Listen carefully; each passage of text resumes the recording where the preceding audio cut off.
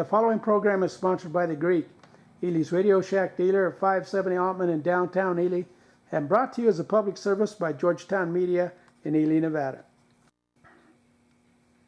White Pine County Commission meeting, July 27th, 2022. Richard. Yes, sir. Begin with allegiance and pledge. Sure. I pledge allegiance to the flag of the United States of America and to the republic for which it stands, one nation, under God, indivisible, with liberty and justice for all. Thank you, and we'll take a minute or two for a moment of silence.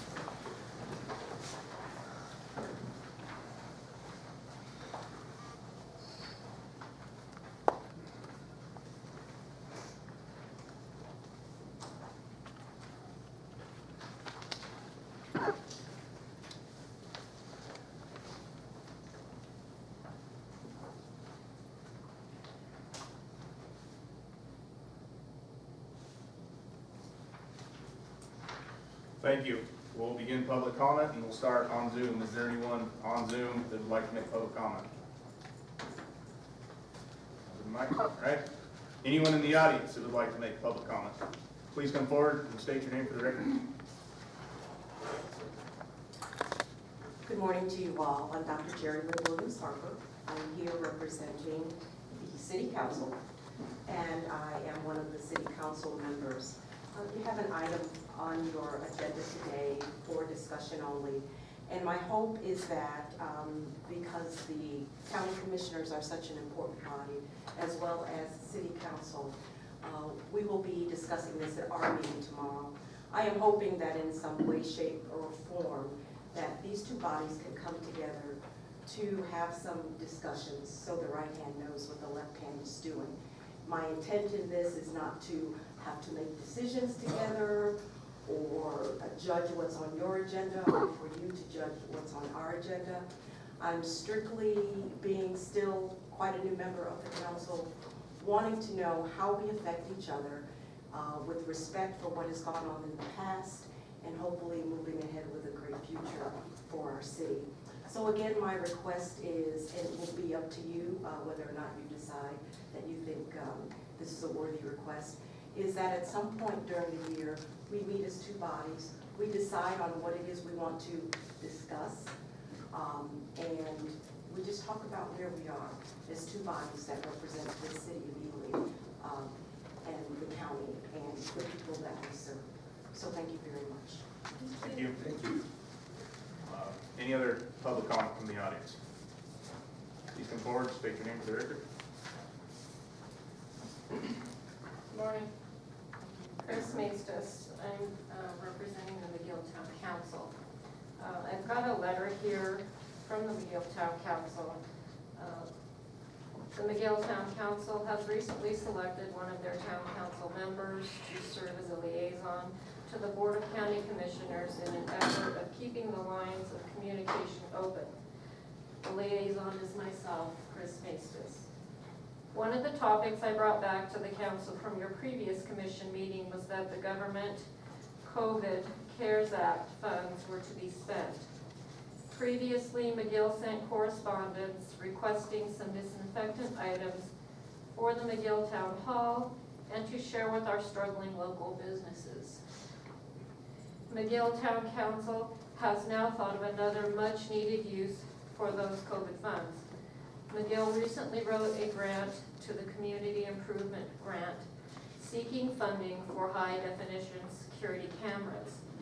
In our grant application, we suggest placing high definition cameras on top, front and back of our fire station. Then have the cameras wired to screens located at the Sheriff's Office dispatch. Possibly the CARES Act funds could be used to install cameras on every fire station throughout White Pine County. Reading the blotter report, as you can see, many of the calls are within the city of Ely. This leaves deputies tied up in Ely with less time patrolling the more rural areas.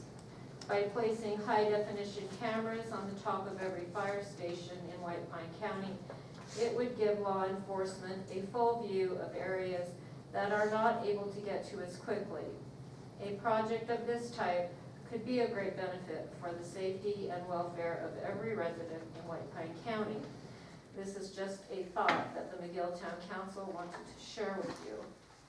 So we're respectfully submitting this, and also attached are some letters to Elizabeth Francis and a copy of that grant for the cameras. Also, a letter to District Attorney James Beecher, congratulating him on his appointment. And also, we had our neighbor approach our previous parks manager. There's an issue with our land. She's saying that part of our building is on her property. So we would requestfully respect that you could please review that and see if we are actually on her property. You can give me a copy of that information. Yes, I've got it right here. So I'm gonna give this to you. Thank you. And, I'll give that to you. Thank you. Thank you. Thanks.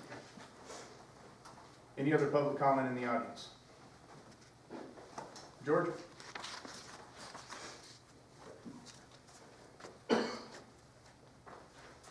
Thank you, Mr. Chairman. This is going to be short. I forgot the golden tablet. It was full. Mr. Chairman, I'm concerned that the access at the hospital clinic, brand new, still does not meet ADA. Pedestrians don't need to be in the roadway. You're spending $85,000 for a building inspector, and he can't know everything. But when the issue is brought forward, he needs to do something. Again, no ADA access on the southeast corner of the Justice Building. You pay the building inspector to approve that finish. It doesn't meet the ADA. I brought to your concern more than once. You got construction going on. Again, here's a picture of a building across the street. No contractor, no building permit. And yet I was required to get a permit to paint my building, and it took me 30 attempts because the building inspector playing games with me. That needs to be rectified. There's, Mr. Chairman, there's complaints made against property owners, and they go to find out who complained and what the story is. In this particular case, it came from the city, not document responsive. What's the building inspector doing? Why are you guys knocking down people's property when they can't even find out who complained? That needs to stop. Mr. Chairman, on your agenda item 1A, 2, 3, and 4, you consider action on Western Gold. You need to cut that out completely. You have no business competing against the private sector using taxpayers' money, which includes equipment and county employees. If they screw up that road, it's their responsibility and no one else's to bring it back to compliance. Mr. Chairman, on your agenda item 3A, you're consider moving a account from GMCU to First National Bank of Ely. I'm against that. Over the last few months, I've seen different accounts move from the smaller lending or savings institutions to FNB, and that needs to stop. All businesses should have access to the deposits from the county or any other government entity. You're giving unfair due advantage to the largest fish in this community, and that needs to be taken care of and addressed. You're decreasing competition, and that's not what you're all about. That's 3 minutes, George. Thank you. Okay, we're gonna open up item 1A, discussion update on primary and secondary roads within White Pine County and county facilities, completed and future projects, communications with corporations and governmental agencies. Martin Trout, Road Lead Supervisor. Road maintenance activities from June 13th through July 19th. Road maintenance on standard county roads. Shelbourne West, Egan Road, WP1 in Newark Valley, Railroad Pass, Preston Dump Road, Gibson Road, Braidwood Road, Pennell Creek, Home Farm, Snake Creek, Big Wash, Maruvo Road, Success Loop, and Cody Mile. Non-standard roads would include WP 1056 East Creek and 1055 North Creek. We hauled material from the Baker BLM community pit to repair shoulders of the road on Home Farm Road in the Baker area. Magnesium chloride application was completed on North Steptoe Bench Road, the Cape Valley Road, and the Taylor Cutoff Road, and Indian Summit. The Fox Hill was completed on Lackawanna Road, 212 North, and Georgetown Ranch Road. We reinstalled all the illuminator reflectors on Lackawanna Road, replaced the stop sign and run, cleaned the cattle guard on Cherry Creek Summit. We graded and applied magnesium chloride on a half mile of Cody Odgers private road at the end of County Road Oxborough Lane in exchange for water resource on the North Steptoe Valley Road. In the city of Ely owes White Pine County 9 hours in the county city assistance agreement, which is 0 changes from the last report. Thank you, Mark. Questions? All right, thank you, sir. Item 2, discussion for possible action to allow the county's right-of-way for WEP 1177 and WEP 1179 permit number N50241 to expire August 4th, 2022. Bill Fowler, Public Works Director. Good morning. Good morning. I'm going to pass out some maps that will be good for this agenda item and the next. And while I'm doing it, I'll go ahead and pass out some response. I'll open the next agenda item as well. Discussion for possible action, ratification of road assistance agreement number 7-22 between Western Gold, Western Oil Exploration, and White Pine County for County Roads 5, 1204, and relevant portions of 1177.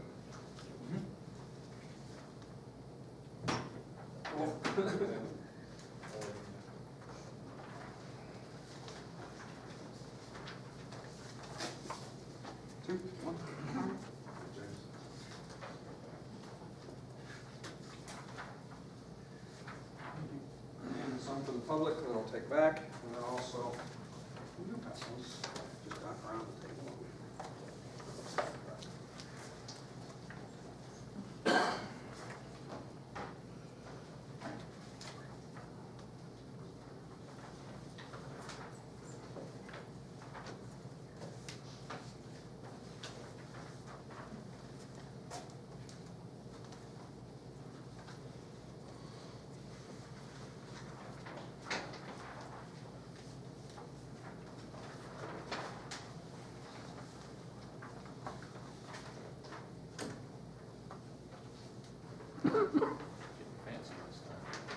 Yeah, highlighted, it's pretty nice, huh?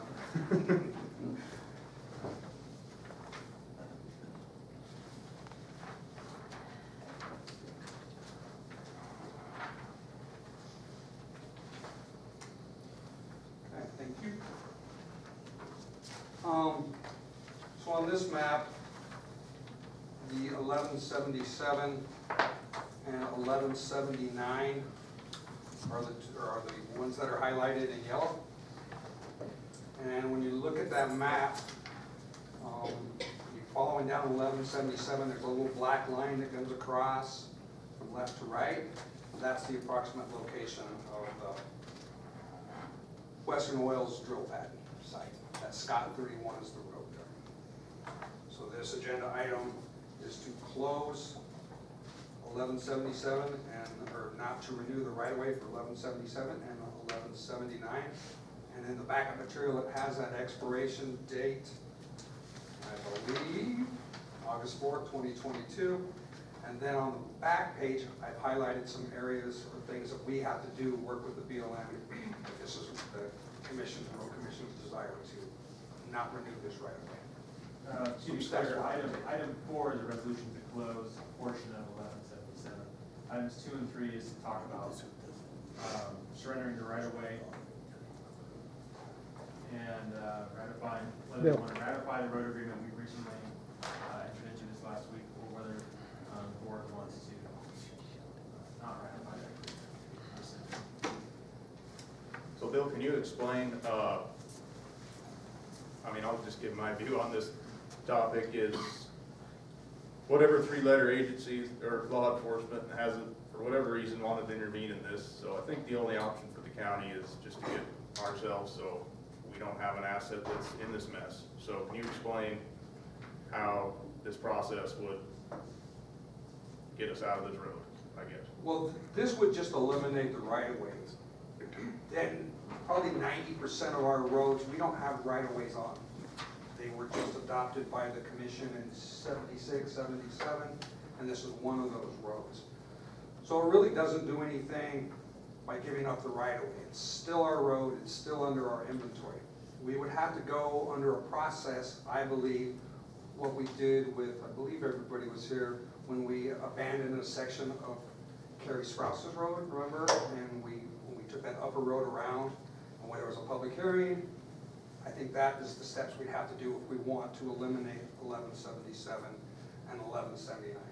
Like I said, as far as the right of way, it's still ours. We need to separate this out a little bit better. So in other words, that county road will still be a county road. We just happen to have a superior right. We currently hold a right of way through BLM, which gives us certain rights to access on that road. There are certain rights that come with the right of way, right? So even if we had originally thought that if we surrender and we don't apply for our right of way, that we no longer have to worry about 1177. It's no longer our problem. It's BLM's problem. This is a BLM road. But actually, this 1177 is a non-standard road and has been forever, just like the rest of our roads in the county.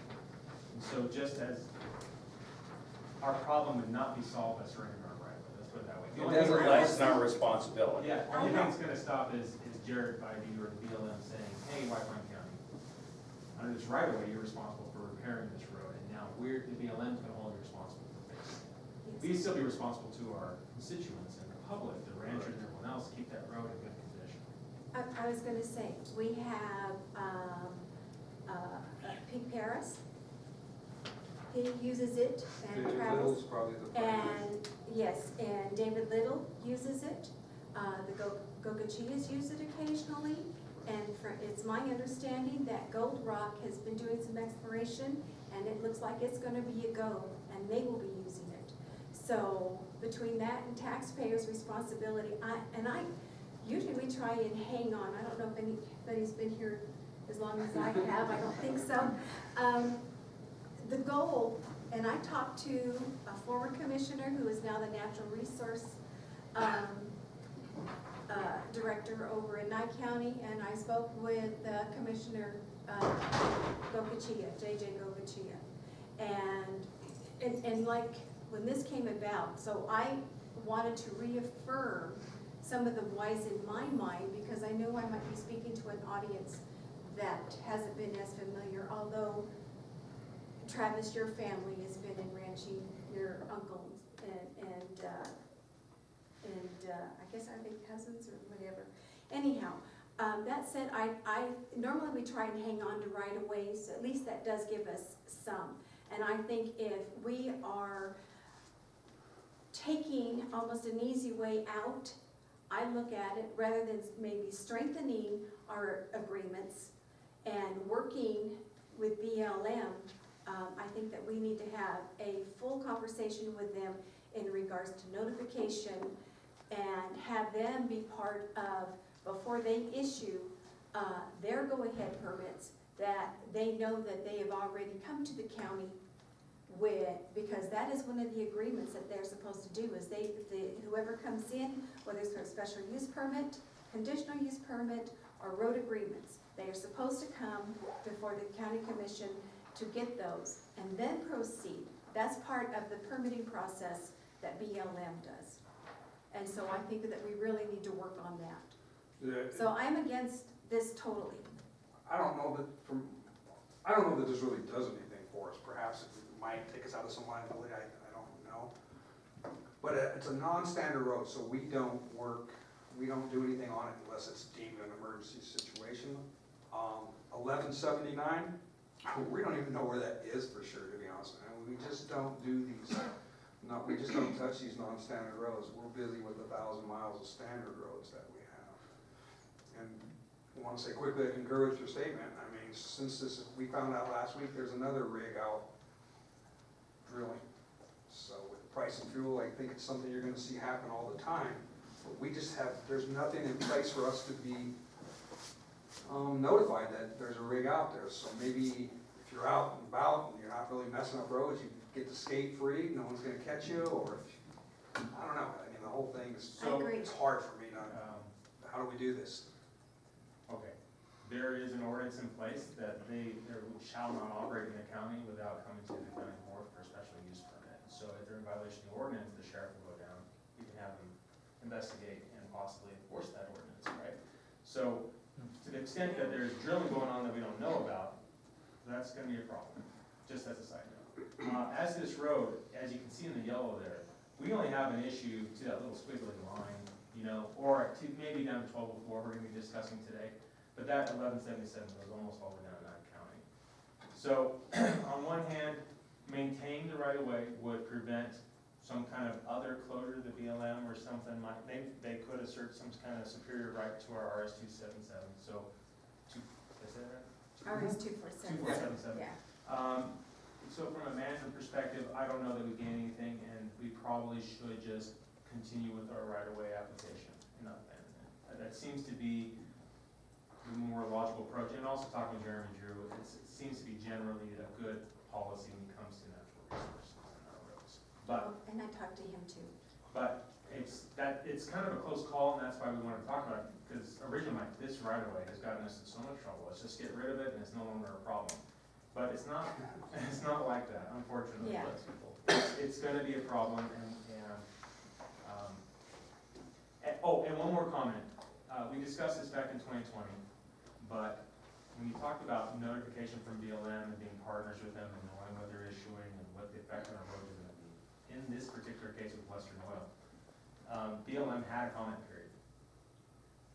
And they issued their findings prior to the comment period. And their findings said that these roads would be well maintained and returned to the county in better condition than they were in the first place. So when we got that information, why would you comment on that?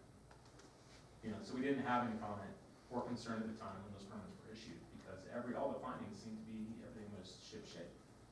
As it turns out later, that wasn't the case. And we're gonna get to the road agreement here in a second. But But part of that in there, that had to do with the fact that BLM also told them that they were supposed to put a cap on it. And they did not do that before they started using the road. yeah, there's a lot of stuff. So there's a lot of stuff that's what I say, that we have to find a way to tighten all of this up. Well, and at the end of the day, I come back to, it doesn't matter what we do, because they don't follow it, and no one goes out there and enforces it. Why are we even talking about it? I mean, that's 2 years, this has been going on for 2 years, and no three-letter agency has done nothing about it. I don't know how many meetings we've had with them. Why keep beating our head against the wall? I think, Chairman, I think you're right, and that's why we should let's just make it really simple, and that's why the next two items, you'll see, I'm just trying to simplify it, we just need to focus on what is our concern at this point. And our concern is the condition of that road, and we can manage it appropriately. So, as far as this action is concerned, at this point, I'm okay with pursuing the renewal of the right-of-way. We just have it in our pocket, because one day Western Oil will leave, and then we'll go back to regular business and just like a regular right-of-way. So I'd ask the county commission to consider, right now you've already applied for it, right, Bill? Yes. Yes. So no action, we just status quo, we just keep moving forward with our renewal. Yeah, Martin and I worked out, one of the first things we did is, it comes up on the calendar of these right-of-ways, and we see it comes up, and we just automatically renew them. It's just something we've always done, so. Okay, so at this point, I'm leaning towards just asking for no action on this item, and then we're gonna get into the nitty-gritty on 3 and 4. Okay, item 3's open. Do you want to call for a motion on 2? Just leave the discussion only, I think. Doesn't matter to me, it's up to our district attorney, if he feels more comfortable. It's up to the board. If the board wants to leave discussion only, that's fine. If you want to call for an action and see if it dies for lack of motion, that's also fine. Either way you want to proceed is okay. I'll leave it for discussion. Okay, item 3 is already open, so. Great. Let me just give you just quick how we got to item 3. At the last county commission meeting, the commission voted to close 1177, if you recall. In its entirety, we just said 1177. As it turns out, NRS 405.010 talks about a process for closure, and it's very specific about portions of the road, only those portions that are damaged or because of dry conditions, heavy equipment, only to the extent. So, in this case, meeting with Bill, looking at, just like our chairman said, no three-letter agency is really doing anything about it. In fact, they have permits from everyone. We're the only one holding this up based on that one stretch of road. If you look at your map, WP5 going down to the 1204 cutoff, all right? That road is capped and in pretty good condition, and that's the one, and then it comes up 1204, you go up 1177 to the drill site. That's all in fairly good condition, and we do know that Western Oil now, after some fact finding, does have gravel and does have some water. We don't know the extent of the water or how much they actually have compared to how much they're permitted, but just like anything else, you know, generally we just look at our road. We just do an agreement. We don't investigate and go any further than that on what the state's going to enforce, what the federal government's going to give them. We just look at, when we deal with mines, what they say they have and what they're going to do. At this point, it seemed prudent to go ahead and give them an agreement for 5, 1204, and that portion of 1177 from 1204 up to the drill pad site, so they can do whatever they're going to do with all the other state permits. Those roads are maintained, they're in good condition now, so under the statute even, you didn't even qualify for closure. And you need a resolution to close the road, as you see in the next item, in reality. So while there is some concern because the commission took an action and then your county manager and the interim gave them an agreement to access that site, that's why it's on for ratification today. You can rescind the agreement I issued, or you can ratify it. Talking with Bill, I'd ask that you ratify it. Let's just focus on our roads, and let's just focus on what's in good shape. And just like public comment, we're gonna hold their hand. I don't want our guys out there in any piece of equipment on any of these roads. This is up to them to maintain, and when it's not maintained, that's when we rescind it and we close it. Question, Chairman, should we open up number 4, because number 4 is the resolution, and number 3 is the assistant agreement? Discussion for possible action to adopt resolution 2022-40 pursuant to NRS 405.010, ordering the closure of that section of road 1177. Leave that description for you to read. To prevent environmental and infrastructure damage to that section of roadway due to dry conditions and heavy machinery traffic, as well as provide notice to the public of the closure until Western Oil Gold can obtain sufficient water quantities to maintain that section under a new agreement with the county. So do we want to take action on 4 first and then 3? Or? Well, let me explain how 4 is different than 3. So 3, if you look at your map, covers 5 down to 1204, to 1204, and up to 1177 up to the drill site. The resolution itself to close and keep closed, which is closed right now, but we didn't open, is from Highway 50 on the 1177 down to the drill pad site, because that one is the vulnerable section of the road. That's not capped. That was the worst section last time in 2020. We don't believe they have sufficient gravel or water to maintain that stretch of the road, so we want to maintain that closed, and that's why there's a resolution for it today. Okay, so the ratification, item 3 is the assistance agreement that we have in our backup. Yes. Yeah. Okay. And then what I handed out to the commission is what I received from Will Adler, and with their objections to items within that agreement. Can I make a comment, Mr. Will is on. Yep. We're looking at all the ins and outs and all the ratification and the usages of that road. That road is used by more than just Western Oil. That road does not have any available water without being hauled from some source, White Pine County, Eureka, or whatever. And it's a consistent usage of our citizens, hunters, everybody else that goes down that road, or any of these roads that are right here. Our problem is water. getting it to those sites, whether you're putting it on as the county or whether Western Oil's